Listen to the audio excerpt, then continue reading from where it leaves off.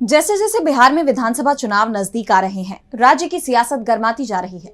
NDA गठबंधन में खींचतान लगातार बढ़ती दिखाई दे रही है। नीतीश कुमार इस चुनाव के बाद भी मुख्यमंत्री पद पर बने रहना चाहते हैं, लेकिन बीजेपी हाईकमान की तरफ से उन्हें हरी झंडी नहीं मिल रही और अब चिराग पासवान उनके लिए नई चुनौती बनते दिख रहे हैं। ऐसे में नीतीश दिल्ली पहुंच गए हैं, तो उनके इस दौरे से क्या एनडीए में बन जाएगी बात या नीतीश करेंगे कोई बड़ा फैसला? जानने के लिए देखिए ये रिपोर्ट। बिहार की सियासत में उथल पुथल मची हुई है। विधानसभा चुनाव से पहले एनडीए गठबंधन में तनाव बढ़ता दिख रहा है। मुख्यमंत्री पद को लेकर बीजेपी के सहयोगी सहज नजर नहीं आ रहे और अब नीतीश कुमार सीधे दिल्ली पहुंच गए।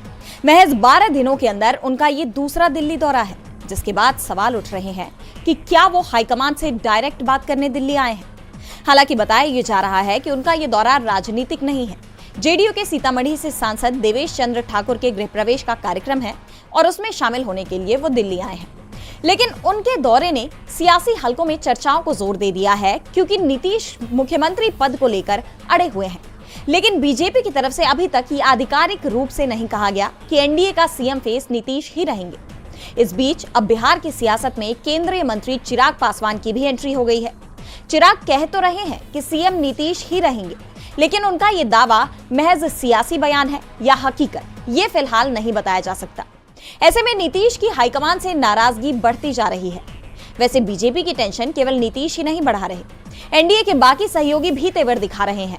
हम प्रमुख जीतन राम मांझी पहले से ही 20 सीटों की मांग कर रहे हैं और अब उपेंद्र कुशवाहा ने 8 जून को बड़ी रैली निकालने का ऐलान कर दिया है। मुजफ्फरपुर में इस रैली के जरिए राष्ट्रीय लोक मोर्चा के प्रमुख उपेंद्र कुशवाहा अपनी ताकत दिखाएंगे।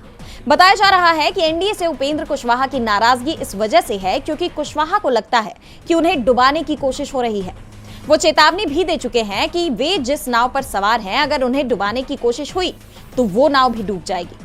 वहीं चिराग पासवान की भी पार्टी एलजेपीआर इसी दिन आरा में रैली निकाल रही है, जिससे साफ है कि एनडीए के दल आपस में ही लड़ रहे हैं। जो विपक्ष के लिए तो मौका है, लेकिन बीजेपी खेमे में टेंशन बढ़ी हुई है।